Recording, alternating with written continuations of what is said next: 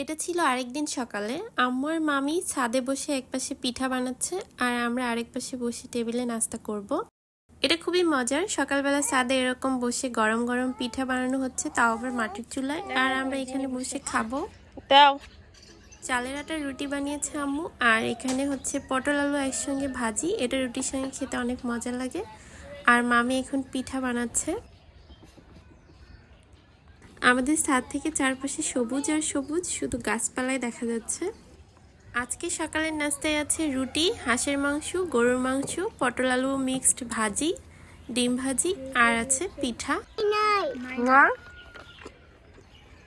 ফেলে দিস নাকি? পেন্সিল কে নিয়েছে? নাও। দেবো না আমি। পেন্সিল কে নিয়েছে? জিনি নিয়েছে নাকি?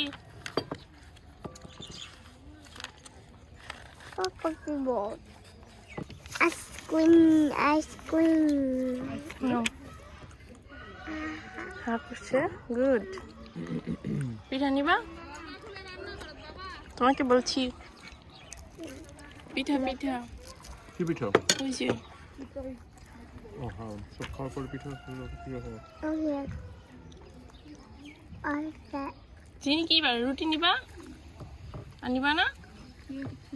খুবই অল্প স্মৃতি ধরে রেখেছিলাম। আমি আগেও বলেছি বাসায় গিয়ে আমি খুবই অলস হয়ে যাই।